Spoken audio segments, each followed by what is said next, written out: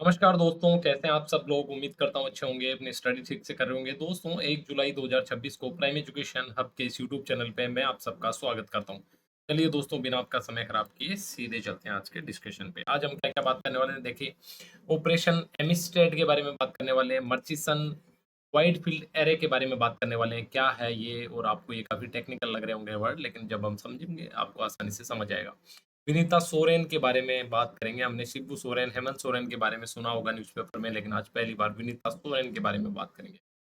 मैसालिना बिश्नोई ये क्या है, इसके बारे में बात करेंगे। भारत और एआई के 4 बड़े फैक्टर्स क्या है। अमिताभ कांत जो है भारत सरकार में नीति आयोग के सीईओ भी रहे हैं, उनका आर्टिकल है, इम्पोर्टेंट है, पढ़ेंगे।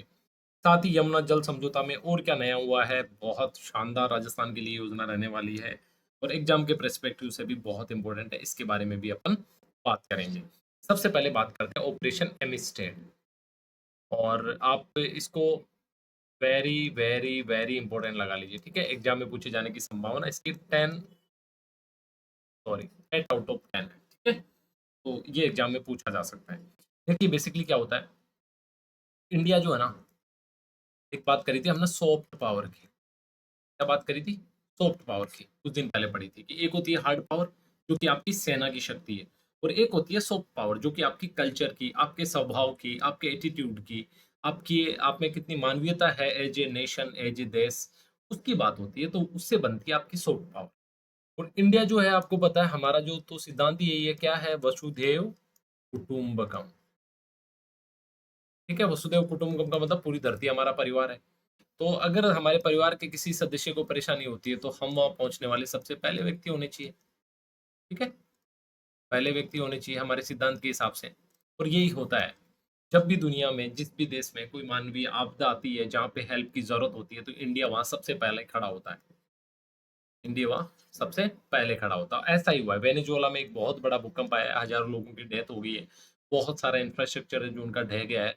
तो इंडिया ने वहाँ पे मानवीय सहायता भेजी है और उस ऑपरेशन का नाम रखा है ऑपरेशन एमिस्टेड। ऑपरेशन एमिस्टेड, ये एमिस्टेड आप नाम याद रखें, ठीक है?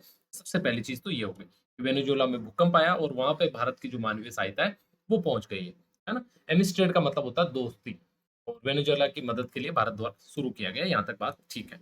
अगली बात है कि भारत ने कैसे भेजी है, तो सी-17 जो विमान है एयरफोर्स का, वो भेजा है।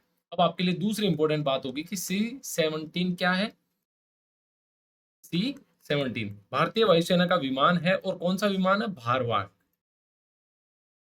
यानी कि जिसमें लोग और सामान ले जाया जा सके, ऐसा वाहन है। ये दूसरी इंपॉर्टेंट इन्फॉर्मेशन होगी जिससे कि सहायता वहाँ पहुँचाई गई। अब क्या किया वहाँ पे? भारतीय सेना ने काराकास, वहाँ एक जगह है, जगह इंपॉर्टेंट नहीं है, वहाँ पे फील्ड हॉस्पिटल की स्थापना करी है। देखिए बेसिकली आपको पता है, जब इस तरह की आपदा हो जाती है, चारों तरफ जब लोग बिखरे हुए हैं, बिल्डिंग्स जो है कोलैप्स हो गई है, तो वहाँ पे कोई भी परमानेंट एस्टेब्लिशमेंट तो होता नहीं मेडिकल का। तो फील्ड हॉस्पिटल यानी कि जहाँ पहुँचे, जहाँ जो साइट है, जहाँ पे डिस्टर्बेंस हुआ है, जहाँ पे ट्रेजेडी हुई है, वहीं पे हॉस्पिटल एस्टेब्लिश कर देना, वहीं पे हॉस्पिटल ओपन कर देना, उसको बोला जाता है फील्ड हॉस्पिटल। तो भारतीय सेना ने वहाँ पे जाके, और ऐसी लोकेशन जो कि काराकास में है, वहाँ पे फील्ड हॉस्पिटल ओपन किया है। ठीक है? ये इतनी तीव्रता का भूकंप आया है, इतने लोग मरे हैं, ये इतनी इम्पोर्टेंट बात नहीं है। क्या है फील्ड हॉस्पिटल? भीष्म नाम का जो है हमारा क्यूब है एक, ठीक है? ऐसी एक संरचना है कमरे जितनी बड़ी, जो कि बहुत छोटे स्पेस में ले जाई जा सकती है, और इसको लगभग 2 से 4 घंटे में एक छोटे हॉस्पिटल की तरह बनाया जा सकता है। यानी कि ऐसा एक क्यूब है भीष्म नाम का, जिस क्यूब को एज ए छोटे प्राइमरी हॉस्पिटल पे, जहाँ पे आपका एक्स-रे हो जाए, जहाँ पे आपको ये जो प्राथमिक उपचार आपका वो हो जाए, ठीक है? सीपीआर आपको दिया जा सके, एक ड्रिप की व्यवस्था आपकी हो जाए, सोने के लिए एक छोटी जो बेड है वो आपके लिए अरेंज हो जाए, तो ये है भीष्म, ठीक है? तो तीसरी बात आपने समझ ली कि भीष्म क्या है? इंडिया का एक पोर्टेबल हॉस्पिटल है। इंडिया का क्या है? पोर्टेबल हॉस्पिटल है, ठीक है? जिसको कहीं पे भी फील्ड में 1 से 2 घंटे में एस्टेब्लिश किया जा सकता है, और आराम से जो हेल्थ सर्विसेज है वो प्रोवाइड की जा सकती है। यानी कि इसका पूरा नाम है भारत हेल्थ इनिशिएटिव फॉर सहयोग, हिता एंड मैत्री, और स्पेशली इंडिया ने डिज़ाइन ही इसको बाकी विश्व में जिस जहाँ इस तरह की आपदा आती है, वहाँ पे हेल्प करने के लिए बनाया है। ठीक है? मोबाइल अस्पताल प्रणाली है, और सी-17 जो है वायुसेना का सबसे बड़ा जो है विमान, परिवहन विमान है।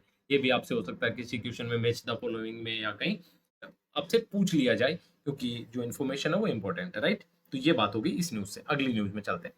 अगली है, देखिए, Murchison wild field array. Array क्या होता है? जहाँ भी एरे वर्ड आया आप समझ जाइए कि कोई ऐसी वेधशाला है जो कि खगोलीय जो गतिविधियाँ हैं, उसमें इन्वॉल्वड है। खगोलीय जो गतिविधियाँ यानी कि आसमान की जो खोज है, अंतरिक्ष की जो खोज है उसमें इंक्लूड है, वो एरे का मतलब होता है। और मर्चिसन वाइडफील्ड जो है, ऑस्ट्रेलिया में स्थित एक अत्यंत शक्तिशाली रेडियो दूरबीन है। ठीक है? देखिए हम जो ओपन आईज से हम ज़्यादा दूर तक ऊपर नहीं देख सकते। अगर हमें बहुत अच्छे से ऊपर के जो ऑब्जेक्ट्स है, ऊपर का जो एनवायरनमेंट है उसको अगर ऑब्जर्व करना है तो हमें दूरबीन की आवश्यकता पड़ती है। तो ये एक अत्यंत शक्तिशाली एक दूरबीन है जो कि कहाँ स्थित है? ऑस्ट्रेलिया में। ये सैकड़ों छोटे-छोटे एंटीना से मिलकर बना है और ये अंतरिक्ष से आने वाली रेडियो तरंगों को पकड़ता है। देखिए बेसिकली जब अंतरिक्ष से जो रेडियो तरंगें आती हैं उनका एक पैटर्न होता है, उससे हमें अंतरिक्ष को समझने में मदद मिलती है और सारी जो इन धरती की प्रॉब्लम है उनको समझने में भी मदद मिलती है। तो ये बहुत ज़्यादा इम्पोर्टेंट है। इनकी सहायता से वैज्ञानिक ब्लैक होल के बारे में, पल्सर के बारे में, गैलेक्सी और ब्रह्मांड के बारे में अध्ययन करते हैं। और हाल ही में क्या किया है इसने, जो मर्चिसन वाइल्ड एरे है एमडब्ल्यूए, इसकी मदद से वैज्ञानिकों ने पहला मिलीसेकंड पल्सर यानी बहुत तेजी से घूमने वाला एक न्यूट्रॉन तारा जो है उसकी खोज करी है ना? मिलीसेकंड पल्सर यानी कि बहुत तेजी से घूमने वाला क्या है? एक न्यूट्रॉन तारा है, उसकी खोज करी है। तो आपसे पूछा जा सकता है कि मिलीसेकंड पल्सर क्या है? ये भी इम्पोर्टेंट आपके साइंस एंड टेक वाला जो आपका पोर्शन है उसमें ये आता है। ठीक है? तो न्यूट्रॉन तारा है जो प्रति सेकंड सैकड़ों बार घूमते हैं, यानी हर सेकंड में सैकड़ों बार घूमता है, वो मिली सेकंड पल्सर कहलाता है। और ये ब्रह्मांड की सबसे सटीक जो है घड़ियां हैं, यानी कि इनकी कैलकुलेशन, इनकी रफ्तार इतनी ज्यादा सटीक है कि ये परमाणु घड़ियों की तरह, सबसे सटीक घड़ियों की तरह काम करती है। आगे जैसे एमडब्ल्यू कहाँ है?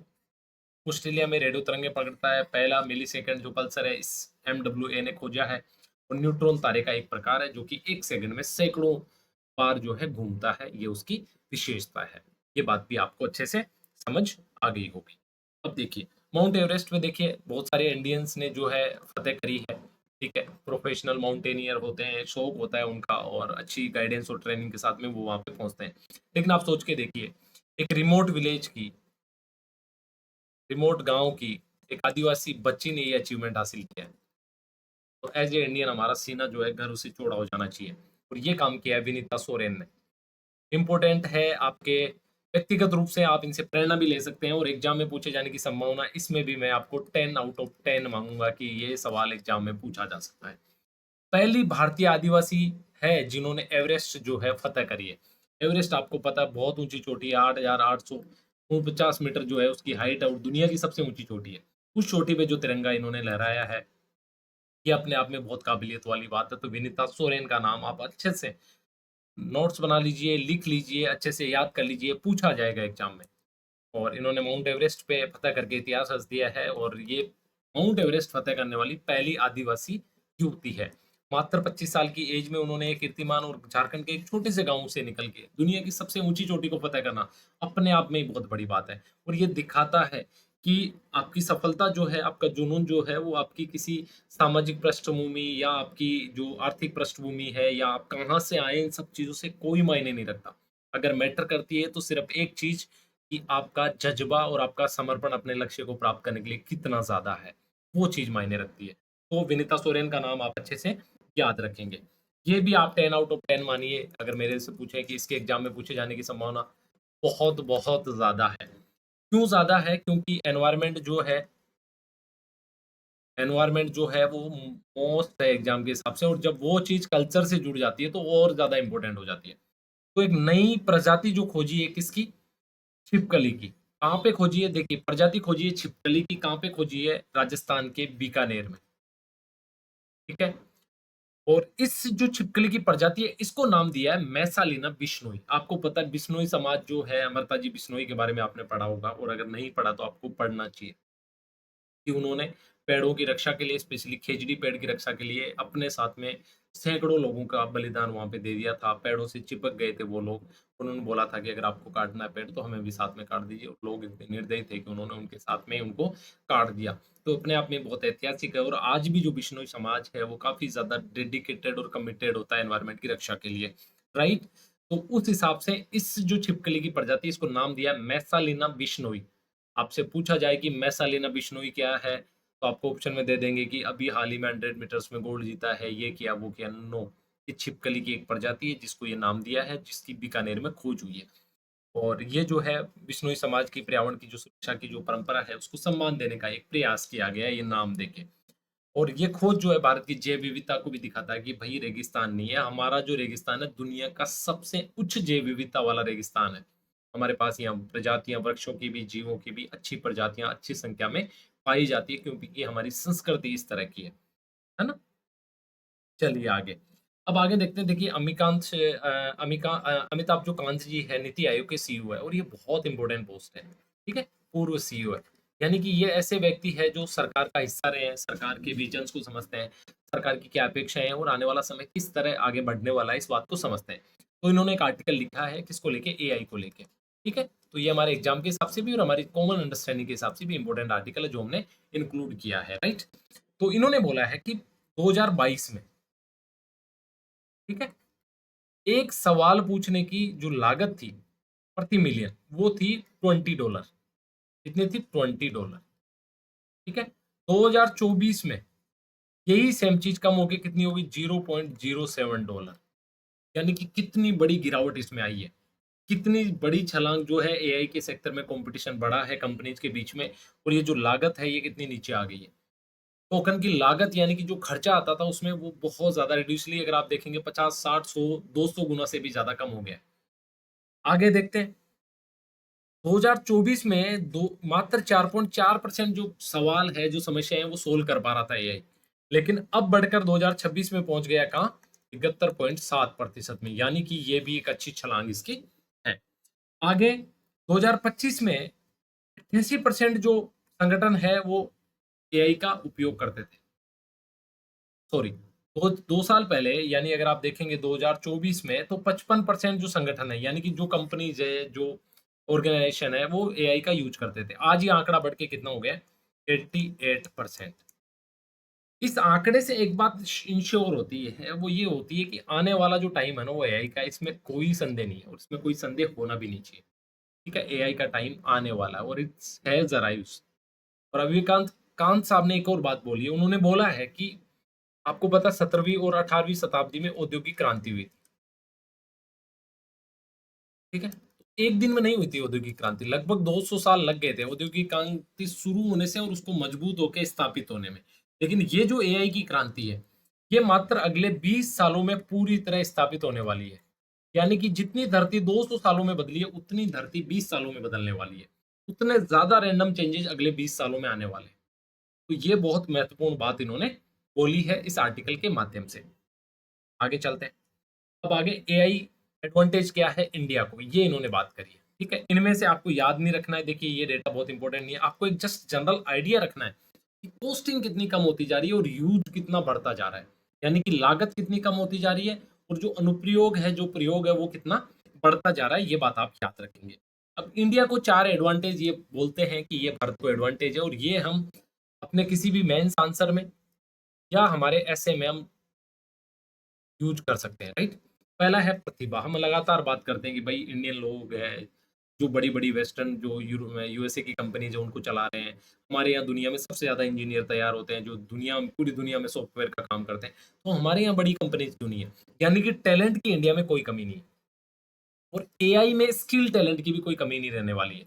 वैश्विक औसत से जो है 2.5 गुना से लेके 2.8 गुना तक ज़्यादा है हमारे यहाँ एआई का टैलेंट, जो कि अमेरिका और जर्मनी से भी आगे है। तो सबसे पहली चीज़ तो ये बोली है इन्होंने। दूसरा कि हमारे जो नियम है वो ओपन है, ठीक है? आराम से फ्रीडम है कि आप अच्छा मॉड्यूल लेके आइए, आप एआई में रिसर्च कीजिए, गवर्नमेंट आपको सपोर्ट करेगी। तो ये जो मॉडल है ये भी अच्छा है, यानी कि पहले बनाओ और फिर इसको विनियमित करवाओ। पहले आप कोई मॉडल बना लो, उसके बाद जो भी नियम बनाने हैं वो बाद में बना लेंगे। दूसरी बात, इंफ्रास्ट्रक्चर जो है, यानी कि बड़े डेटा सेंटर जो है विकसित हो रहे हैं इंडिया में, बहुत तेज़ी से विकसित हो रहे हैं। सरकार भी और प्राइवेट सेक्टर भी दोनों इसमें आगे आ रहे हैं। साथ में आपको पता है एनर्जी को लेके, यानी कि देखिए एआई अकेली आगे नहीं बढ़ेगी, इसको बहुत ज़्यादा एनर्जी की ज़रूरत पड़ने वाली है, यानी कि ऊर्जा।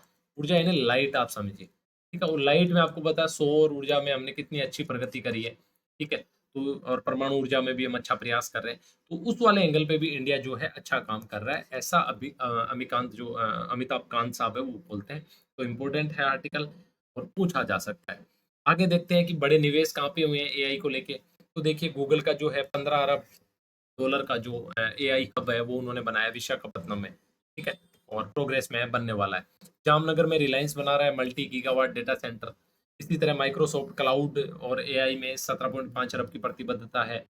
उस तरह डेटा सेंटर में और ज़्यादा इन्वेस्टमेंट चल रहे हैं। ये भी बहुत इंपॉर्टेंट बात नहीं है, आप इसको याद रख लेंगे। एक तो विशाखापट्टनम में गूगल का और रिलायंस का जो है जामनगर में मल्टी गीगावाट जो सेंटर है उसकी योजना बन रही है। तो मतलब बेसिकली काफ़ी अच्छा हम एआई के मामले में कर रहे हैं, ऐसा अमिताभ जो कांत साहब है वो बोल रहे हैं, और ये मूवमेंट का हिस्सा रहे हुए व्यक्ति है। तो इनकी बात को हमें अहमियत देनी चाहिए, इसमें कोई संदेह नहीं होना चाहिए, राइट। अब देखते हैं। देखिए, जलवायु परिवर्तन के बारे में हम लगातार बात कर रहे हैं, और आप भी महसूस करते होंगे। अभी देख लिए कल जुलाई आ जाएगा, बेसिकली जुलाई आ गया। उसके बाद भी जो हीट है, जो गर्मी है, बहुत ज़्यादा फ़ील हो रही है, राइट? और ये सिर्फ़ इंडिया की प्रॉब्लम नहीं है। देखिए, जलवायु परिवर्तन से पूरी की पूरी दुनिया परेशान है, और यूरोप जो तो ठंड के लिए तैयारी करता था, यानी कि इन्होंने इतना अपना जो इंफ्रास्ट्रक्चर बना रखा है। देखिए, मैं जब भी इंफ्रास्ट्रक्चर की बात करता हूँ, तो सड़क, रोड, रेलवे, ऑफ़िसेज़, ये सारी चीज़ें इंफ्रास्ट्रक्चर के अंतर्गत आती है। तो उन्होंने सर्दियों के हिसाब से बना रखा था, कि भाई सर्दी ज़्यादा रहेगी, बर्फ़बारी होगी, तो उसके हिसाब से बना रखा है। लेकिन अब गर्मी ने उनके हाल बेहाल कर रखे हैं। आप सोच के देखिए, पश्चिमी यूरोप का जो टेम्परेचर है, वो 41 से 44 डिग्री के बीच में। ये तो आदत ही नहीं होती, जब वो लोग इंडिया में आते हैं, परेशान हो जाते हैं। अब इंडिया जैसे हालात ही वहाँ पे हो गए हैं, ठीक है? इसकी वजह से स्वास्थ्य का संकट बढ़ रहा है। फ्रांस में कार्डियक अरेस्ट यानी कि हार्ट अटैक के जो मामले हैं, वो लगभग 4 गुना हो चुके हैं। यानी कि पहले अगर जनरली 5 से 10 व्यक्तियों को हार्ट अटैक आता था, तो 20 से 30 लोगों को हार्ट अटैक आ रहा है। परमाणु संकट जो है, वो बढ़ गया है। यानी कि परमाणु रिएक्टर जो बिजली पैदा करते थे, उनको बंद करना पड़ रहा है। उनके ऑपरेशंस प्रॉब्लमेटिक हो रहे हैं। क्यों? क्योंकि गर्मी बढ़ रही है। परिवहन जो है वो ठप हो गया है। कई जो ट्रेनें हैं उन्होंने अपना परिचालन जो है रद्द कर दिया है। उद्योग प्रभावित हो रहे हैं। बेसिकली आपको इससे आइडिया ये लेना है कि जलवायु परिवर्तन केवल भारत की या कोई स्थानिक प्रॉब्लम नहीं है, अब ये वैश्विक समस्या बन चुका है। ऐसे देश जिन्होंने कभी सोचा ही नहीं था, अपना जो सारा इंफ्रास्ट्रक्चर है वो सर्दी के हिसाब से बना रखा था, उन देशों को भी प्रभावित करना इसने शुरू कर दिया है। जब भी आपको एग्जाम्पल देंगे, जब भी आप जलवायु परिवर्तन के बारे में बात करेंगे, जैसे आप अगर इंडिया का रेफरेंस देंगे, तो आप ये भी उसमें मेंशन कर सकते हैं कि यूरोपीय देश भी इससे परेशान हो रहे हैं। ठीक है? अब बुनियादी जो ढांचा है यूरोप का, वो बनाया गया था बेसिकली किसके लिए? सर्दी के लिए। और यहाँ पड़ रही है गर्मी। तो उसमें जो हीट है, बेसिकली वो रूम से बाहर ही नहीं निकल रही है, और इसकी वजह से लोगों को होटल्स में रहना पड़ रहा है, और बहुत ज़्यादा एसी की जो डिमांड है वहाँ पे बढ़ गई है। और फ्रांस जैसे देश अब हरकत में आ रहे हैं, और इन्होंने इतने पेजेज़ की जो है अब हीट एक्शन प्लान जो है तैयार कर रहे हैं। तो ये बहुत ज़्यादा प्रॉब्लमैटिक है। जलवायु परिवर्तन अब एक वैश्विक समस्या है। ये केवल राजस्थान, जयपुर या इंडिया की प्रॉब्लम नहीं है, ये पूरी की पूरी दुनिया की प्रॉब्लम है। ग्लेशियर पिघल रहे हैं, उनकी वजह से नदियों में जो एकदम से पानी का जलस्तर बढ़ रहा है, और आने वाले समय में ऐसा लग रहा है कि जो नदियाँ ग्लेशियर की वजह से 12 महीने बहती थी, गंगा और ब्रह्मपुत्र जैसी नदियाँ हो सकता है कि गर्मी की ऋतुओं में सूख जाए। ये कोई बड़ी बात नहीं है, और आपको पता है कि इंडिया जैसा देश जो कि मानसून पे निर्भर है, नदियों पे निर्भर है, उनके साथ में क्या होने वाला है? 1.5 अरब की आबादी है, उसका पेट कैसे भरने वाला है? ये ऐसे तमाम सवाल है जो बहुत ज़्यादा इम्पोर्टेंस आने वाले समय में रखने वाले हैं, राइट? तो इस आर्टिकल को कोई एग्ज़ाम के हिसाब से डायरेक्ट आपके लिए यूज़फुल नहीं है, आपको जस्ट एक तो आपको रेफ़रेंस मिल गया कि पश्चिम यूरोप के देश भी गर्मी से बेहाल है, इस तरह से कि जलवायु परिवर्तन वहाँ भी इम्पैक्ट कर रहा है, और बेसिकली हमारी जो तैयारी है वो ग्लोबल तरीके से ही होनी चाहिए। ये आइडिया आपको कम्युनिकेट करना मेन उद्देश्य था इसमें। हमने थोड़े दिन पहले बात करी थी कि भाई 29वां जो राष्ट्रीय ई-गवर्नेंस सम्मेलन है वो जयपुर में होने वाला है। तो अब ये जो है इसकी तारीख आ गई है, और 1 से 2 जुलाई यानी कि आज और कल 2 दिन में ये सम्मेलन जो है जयपुर में आयोजित होने वाला है। ठीक है? इम्पोर्टेंट है, इससे भी क्वेश्चन बनने की संभावना अगर आप मेरे से पूछेंगे 10 आउट ऑफ 10 बनने ही वाला है। बनेगा इससे क्वेश्चन, और इसके आउटकम्स जब आएँगे, एक जो कैटेगरी है उसमें राजस्थान को अवार्ड मिलना है, उसके बारे में भी हमने बात कर रखी है। और कल परसों जब इसका अवार्ड सेरेमनी हो जाएगी, तो उसके बारे में दोबारा बात कर लेंगे। सबसे पहली चीज़ तो याद रखनी है कि 29वां राष्ट्रीय ई-गवर्नेंस सम्मेलन जो है जयपुर में हुआ है। ठीक है? 1 से 2 जुलाई को होने वाला है। थीम क्या है? विकसित भारत 2047, एआई सक्षम, डेटा संचालित और सुरक्षित डिजिटल शासन। ये जो इसकी थीम है, इस पर्टिकुलर इवेंट की उद्घाटनकर्ता कौन है बहुत इंपॉर्टेंट नहीं है। 17 कैटेगरी में इसको राष्ट्रीय पुरस्कार मिलने वाले हैं, 10 गोल्ड मिलेंगे, 6 रजत मिलेंगे, और एक जूरी, यानी कि 7 श्रेणियों में ये सारे के सारे जो पुरस्कार है मिलने वाले हैं। और इसमें एक गोल्ड जो है राजस्थान ने जीता है। मैं आपको चुनौती देता हूँ, आपके लिए होमवर्क देता हूँ कि आप इसका पता कीजिए, हमने ये पढ़ा रखा है। हालाँकि हम फिर इसके बारे में बात कर लेंगे, लेकिन आपकी अवेयरनेस जो है इससे चेक हो जाएगी। आयोजक जो है डीए, आरपीजी और एमईआईटीवाई दोनों मंत्रालय जो, राजस्थान सरकार जो है, ये तीनों लोग मिलके यानी कि ये जो DARPG जो कार्मिक मंत्रालय है वो, और आपका जो इलेक्ट्रॉनिक मंत्रालय है, ये दोनों तो भारत सरकार के और राजस्थान सरकार तीनों मिलके इसको आयोजित कर रहे हैं। और राज्य मंत्री जो है इसके DARPG के जितेंद्र सिंह, वो इसमें जो है पुरस्कार देने वाले व्यक्ति होंगे। तो ये सारी बातें कौन व्यक्ति पुरस्कार दे रहा है ये तो इम्पोर्टेंट नहीं है, लेकिन कब होने वाला है, कहाँ होने वाला है और क्या थीम है जिसपे ये अवार्ड्स मिलने वाले हैं, राजस्थान को क्या मिला, ये सारी बातें इम्पोर्टेंट है। अब आपने बहुत सारी बातें सुनी होगी, अकादमिक बैंक ऑफ क्रेडिट, ABC, ठीक है। अगर आप शिक्षा जब आप 11th-12th में थे तब आपने ये बातें सुनी होगी। आपके घर में अगर कोई टीचर है तो भी आपने ये बातें सुनी होगी। और दूसरी एक अपार आईडी के बारे में लगातार बात हो रही है। लेकिन हमारी क्या एक आदत होती है, हमें कुछ नहीं पता होता, हम अपार आईडी है, क्या है अपार आईडी है, लेकिन हमें एग्जैक्ट नहीं पता होता। ABC क्या है, अकादमिक बैंक ऑफ क्रेडिट क्या है, इसके बारे में तो भी हमें नहीं पता होता, है ना? तो जस्ट ये कई बार बहुत कॉमन चीज़ों पे भी सवाल पूछ लिए जाते हैं। तो सबसे पहले समझते हैं कि अकादमिक बैंक ऑफ क्रेडिट यानी कि ABC ये है क्या? ये शिक्षा मंत्रालय का डिजिटल प्लेटफ़ॉर्म है। सबसे पहली चीज़ याद रखेंगे, और कौन से शिक्षा मंत्रालय का? केंद्रीय शिक्षा मंत्रालय का। केंद्रीय शिक्षा मंत्रालय का डिजिटल प्लेटफ़ॉर्म है। क्या है? अकादमिक बैंक ऑफ क्रेडिट यानी कि ABC। विनियमित कौन करता है? यूनिवर्सिटी ग्रांट कमीशन UGC इसको विनियमित करता है। और यहाँ क्या किया जाता है? छात्रों के अकादमिक क्रेडिट को जमा किया जाता है, प्रबंधित किया जाता है, ट्रांसफर किया जाता है और उपयोग करने की सुविधा देता है। जैसे एक व्यक्ति मान लीजिए रमेश, रमेश ने 12th करी। पहले हम ओल्ड टाइम की बात कर रहे हैं, ठीक है। रमेश ने 12th करी, 12th के बाद फर्स्ट ईयर में एडमिशन लिया, एक सेमेस्टर दिया, उसके बाद रमेश ने पढ़ाई छोड़ दी, 10th का काम करने लग गया रमेश, ठीक है। तो क्या हुआ? रमेश की पढ़ाई छूट गई। दोबारा अगर उसको एडमिशन लेना है तो उसको फर्स्ट ईयर में एडमिशन लेना पड़ेगा। तो पहला सेमेस्टर जो है ना वापस देना पड़ेगा। लेकिन अब ये अकादमिक ABC अकादमिक बैंक ऑफ क्रेडिट की वजह से क्या हो गया? रमेश जैसे ही वापस आएगा उसका क्रेडिट जो है सेमेस्टर 1 का वो वहाँ पे पड़ा हुआ है। रमेश आगे बोलेगा सेमेस्टर 1 मैंने कर रखा है, तो बोलेगा आप सेमेस्टर 2 से शुरू कीजिए सर। आप वापस आ गए, आपका वेलकम। ये किसकी वजह से संभव हो पाया? ये जो शिक्षा मंत्रालय का डिजिटल प्लेटफॉर्म है अकादमिक बैंक क्रेडिट्स, इसकी वजह से कि आपका जो रिकॉर्ड है डिजिटली संरक्षित है। आप इसको मैनेज कर सकते हैं, आप इसको प्रबंधित कर सकते हैं, आप इसको ट्रांसफर कर सकते हैं, आप इसको जमा कर सकते हैं, सारे ऑप्शन देता है। और नेशनल एजुकेशन पॉलिसी जो 2020 है इसके तहत इसको बनाया गया है। इसके तहत ये कि कोई छात्र बीच में पढ़ाई छोड़ता है, उसके बीच में क्रेडिट जमा रहते हैं, बाद में फिर से पढ़ाई शुरू करके उनका उपयोग कर सकता है। ये सिंपल बात है। तो ये तो हो गया ABC अकादमिक बैंक क्रेडिट। उसके बाद बात करते हैं अपार आईडी। देखिए अपार आईडी बेसिकली क्या है? Automated permanent academic account registry. ये फुल फॉर्म भी आप याद कर लीजिए, हो सकता है किसी टीचर के एग्जाम में आपसे पूछा जा सके या पहले भी पूछा हो, I don't know. Automated permanent academic account registry, ये मतलब होता है अपार का। ये आईडी 12 अंकों का एक विशिष्ट छात्र पहचान नंबर है। क्या है? छात्र पहचान नंबर है, यानी कि हर छात्र को एक स्पेसिफिक पहचान नंबर इसके माध्यम से दिया गया है। कितने अंक का? 12 अंक का, ठीक है। ये क्या है? One nation one student ID, यानी कि एक देश में एक ही स्टूडेंट आईडी बनेगी। जैसे वन नेशन वन आधार कार्ड वाली जो बात है वो स्टूडेंट के लिए यहाँ पे अपार आईडी है। ये डिजी लॉकर से जुड़ा हुआ है और कॉमन सर्विस सेंटर पे जाके इसको बनवा सकते हैं। और जून 2026 तक साढ़े लगभग 26.30 करोड़ जो बच्चे हैं उनकी सत्यापित अपार आईडी बन चुकी है। तो ये दोनों बातें जो है शिक्षा विभाग से जुड़ी हुई बातें हैं, आम जन से जुड़ी हुई बातें। आपसे हो सकता है आप RS की तैयारी करें, कंधे पे बैग टांग के आए और आपसे कोई यार अपार आईडी क्या होता है, तो आपके नॉलेज के लिए भी, बेसिक नॉलेज के लिए भी ये जरूरी चीज है, ठीक है। चलिए उद्देश्य क्या है? सबसे पहले क्रेडिट का ट्रांसफर करना, वही रमेश वाली बात हमने करी। रमेश का जो क्रेडिट था कौन सा? सेमेस्टर 1 का, वो रमेश को वापस मिल जाए। मल्टीपल एंट्री और एग्जिट हो जाए, रमेश का जब मन करे अब सेकंड सेम करके रमेश फिर वापस जाए, कोई इशू नहीं, वापस थर्ड में आ जाए। और आजीवन जो है पढ़ सकता है व्यक्ति। हो सकता है रमेश को जो आज रमेश 23 साल का है, ठीक है, अगले 20 साल तक वो सेमेस्टर 1 करके ही छोड़ दे, 50 साल का हो जाए फिर उसका मन करे तो सेमेस्टर 2 यहाँ भी कर सकता है। ये कब संभव है? जब उसका डिजिटल रिकॉर्ड है।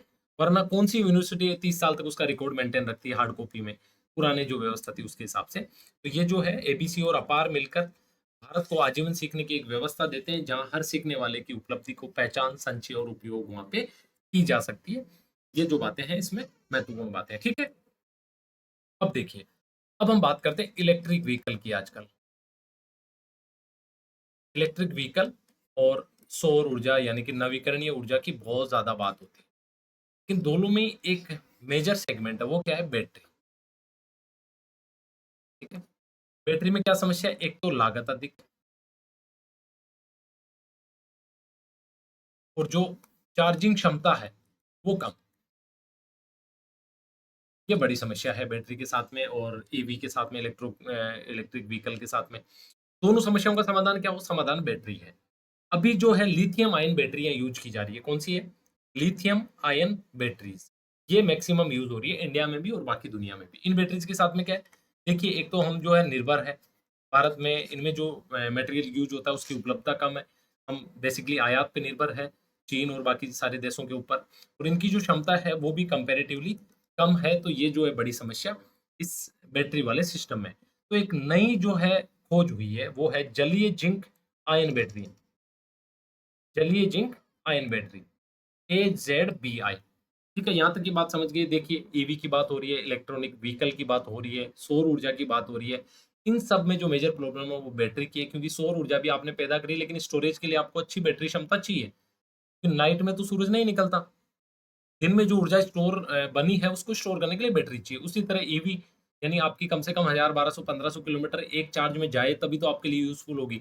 अगर हर 100 किलोमीटर पे आपको, तो वापस कहाँ पे आप चार्ज करते रहेंगे उसको दिन भर, राइट? तो ये बड़ी प्रॉब्लम। इसकी वजह से अब तक जो बैटरी यूज़ हो रही थी वो लिथियम आयन बैटरीज़ हो रही थी, लेकिन इनमें एक समस्या है। एक तो हमें ये बैटरीज़ आयात करनी पड़ती है, इनमें जो मटेरियल यूज़ होता है वो हमारे पास नहीं है और इनकी जो क्षमता है वो भी कम है। ये समस्या थी। अब एक नया जो है खोज और अनुसंधान हुई है वो ये जलीय जिंक आयन बैटरीज़। SZIB, जलीय जिंक आयन बैटरीज। ये क्या है? लागत, सुरक्षित और टिकाऊ विकल्प है। किसका? लिथियम आयन बैटरी का। ठीक है, नवीकरणीय ऊर्जा भंडार, यानी कि जो सौर ऊर्जा के लिए भंडार के लिए जो उसके लिए भी आदर्श है, इसलिए ये इंपॉर्टेंट है। AZBI पूछा जा सकता है एग्जाम में, अच्छे से आप इसको तैयार करेंगे। आगे देखते हैं। INST मोहाली हमारा एक सेंटर है जो कि साइंस एंड टेक्नोलॉजी में रिसर्च करता है। उन्होंने, वहाँ के वैज्ञानिकों ने एक नया इलेक्ट्रोलाइट संयोजी जो है BDIM विकसित किया है। ये जो BDIM है ये AZIB का बेस है, यानी कि ये रास्ता अख्तियार करता है जलीय जिंक आयन बैटरीज बनाने का। कैसे? PDIM जो है, जिंक जो सतह पे अवशोषित हो जाती है, जल के जो अणु है सतह से हटते हैं, HER संक्षारण और डेंड्राइट जो है कम होता है और बैटरी के जीवन काल में वृद्धि होती है। बेसिकली बात ये है कि ये जो सारी टेक्नोलॉजी है ये AZIB जलीय जिंक आयन बैटरी के मार्ग बनने के मार्ग को प्रशस्त करती है। और ये जो है अभी हाल ही में जर्नल में प्रकाशित हुआ है। आपके लिए ये बात इतनी टेक्निकली अभी इम्पोर्टेंट नहीं है। आपके लिए जो इम्पोर्टेंट बात है वो यहीं तक कि जलीय जिंक जो आयन बैटरीज है ये किस तरह लिथियम आयन बैटरियों से अलग है और कैसे, क्योंकि ये इंडिया में भी इसका जो मटेरियल है अवेलेबल है और ये एक अच्छा सॉल्यूशन इंडियन मार्केट के लिए, इंडियन रिक्वायरमेंट के लिए बन सकता है। ठीक है, इस तकनीक में क्या होता है, ग्रिड स्तरीय ऊर्जा भंडारण हो जाएगा। ठीक है, AZIB एक व्यवहारिक समाधान बन सकता है। बैकअप विद्युत प्रणाली है, लंबे समय तक इसकी जो क्षमता है कम रखरखाव वाली है और बैकअप की बिजली व्यवस्था हो सकती है। सस्ती और सुरक्षित है। लिथियम की तुलना में जिंक सस्ता है, सबसे पहली चीज। ठीक है, और प्रचुर है हमारे पास, फुल्ली अवेलेबल है और सुरक्षित है। और बड़े पैमाने पे, यानी कि बड़े स्केल पे भी इसका जो प्रोडक्शन है वो इंडिया में किया जा सकता है। तो ये ऐसी चीज है जिसकी वजह से लिथियम आयन बैटरीज का रिप्लेसमेंट हो सकती है जिंक वाली जलीय बैटरीज, राइट? इसके बारे में और अगर आगे बात आएगी तो हम अपन इस पे बात करेंगे। यमुना जल समझौता के बारे में हमने कल भी वीडियो में बात करी थी। आज फिर ये फाइनली हस्ताक्षरित हो गया है। अमित शाह जी थे वहाँ पे करते हुए भवन में, और इसके साथ में जल शक्ति मंत्री CR पाटिल राजस्थान के CM, और जो है हरियाणा के CM जो नायब सिंह सैनी और भजन लाल जी, ये चारों लोग जो है वहाँ अवेलेबल थे। साइन करने वाले ये 3 ही व्यक्ति थे। क्योंकि देखिए, अमित शाह जी जो है वो गृह मंत्री है और गृह मंत्री का इसमें कोई उस तरह से औपचारिक जो रोल नहीं था, अनौपचारिक वे में उन्होंने बैठक की अध्यक्षता करी और आपस में बिठा के इनके बीच में समझौता कराया। बट 3 व्यक्तियों ने साइन किया। केंद्रीय जल शक्ति मंत्री और दोनों जो स्टेट है जिनके CM ने ये साइन करी है। लागत आप याद रखेंगे 34,102 करोड़ रुपए। 34,102 करोड़ रुपए इस परियोजना की लागत है जो कि पूछी जा सकती है। विशेष रूप से शेखावाटी के चूरू, सीकर और झुंझुनू और आंशिक जो है नागौर, लेकिन आज वाली न्यूज में कहीं भी नागौर मेंशन नहीं था। तो ये आपको थोड़ी सी अवेयरनेस रखनी है कि नागौर को ऑप्शन के हिसाब से इंक्लूड और एक्सक्लूड करना है जब एग्जाम में पूछा जाएगा। देखिए, 1994 में इसके ताजेवाला जो हेड है, वहाँ पे 1917 क्यूसेक जल आवंटित जो है उसका समझौता हो गया था, लेकिन 32 सालों तक ये अमल में नहीं लाया गया। और ये जो ताजेवाला हेड है कहाँ का? हथनी कुंड बैराज का है, जहाँ से भूमिगत पाइपलाइन द्वारा जल जो है लाना प्रस्तावित हुआ है। इससे क्या होगा? देखिए, पेयजल की सुरक्षा राजस्थान की क्या स्थिति है, हमने कल भी बात करी थी कृषि को और जो इकोसिस्टम है उसको भी हेल्प करने वाला है। आज जिसकी वजह से इस पर्टिकुलर न्यूज़ को मैंने इंक्लूड किया वो है सहकारी संघवाद, जिसकी बात आज की न्यूज़ में की। क्या है? सहकारी संघवाद। क्या थोड़ी-सी अपन बात करते हैं। सबसे पहले संघवाद को समझते हैं। देखिए बेसिकली इंडिया में जब आज़ादी मिली, तो इंडिया और पाक के अलावा लगभग 50 प्लस जो है देसी रियासतें थी, 550 प्लस, ठीक है? इन देसी रियासतों को समझा-बुझा के जैसे भी है बहुत सारी मैक्सिमम इसमें से जो 99% जो है इंडिया में मिली और कुछ पाकिस्तान में मिली। इन रियासतों के बाद में अलग-अलग स्टेट में जो है बाँटा गया, अलग-अलग स्टेट बने इंडिया में। और ये बेसिकली डिसाइड किया गया कि भई हमारे यहाँ जो स्टेट है उनको अलग होने का अधिकार नहीं है। हमारे जो स्टेट है हम प्रशासनिक सहूलियत के लिए और इनकी संस्कृति के हिसाब से हम इनको अलग स्टेट बना रहे हैं। ठीक है? लेकिन सेंटर और स्टेट के बीच में रिलेशन किस तरह के रहेंगे, तो उसके लिए जो संघीय व्यवस्था हमने अपनाई, उस संघीय व्यवस्था का ये है कि भई सेंटर जो है, वो पावरफुल रहेगा, ठीक है? उसके बाद में जो है शक्तियाँ राज्यों के बीच में बाँट दी जाएगी। राज्यों को कभी भी सेंटर से अलग होने का अधिकार नहीं रहेगा, ठीक है? लेकिन राज्य एक-दूसरे से प्रतिस्पर्धा कर सकते हैं। राज्यों को जब प्रॉब्लम हो, तो सेंटर वहाँ पे आगे बढ़ के मदद कर सकता है। तो वहाँ बात आती है सहकारी संघवाद की।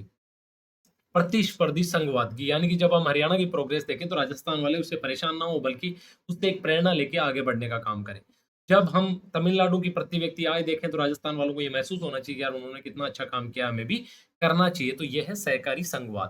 तो ये जो समझौता है, ये सहकारी संघवाद का भी एक उदाहरण है। देखिए, केंद्र सरकार का एक होम मिनिस्टर और एक उसका जल शक्ति मंत्री, वो दोनों समझौते में, ठीक है?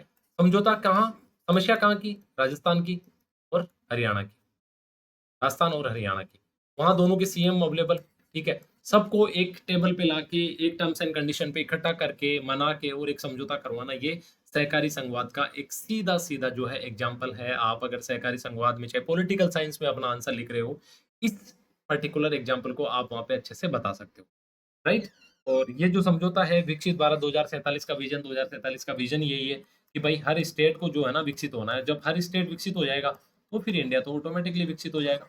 ये जो है एक राष्ट्रवाद का नया रूप, सहकारी संघवाद, प्रतिस्पर्धी संघवाद का एक जो है जीता जागता उदाहरण। आज हमने ऑपरेशन एमी स्टेट के बारे में बात करी, मिलीसेकंड पल्सर और एमडब्ल्यूए के बारे में बात करी, विनीता सोरेन के बारे में बात करी, मैसालिना बिश्नोई के बारे में बात करी, एआई के भारत को 4 मेजर लाभ क्या है, कैसे क्या एडवांटेज है।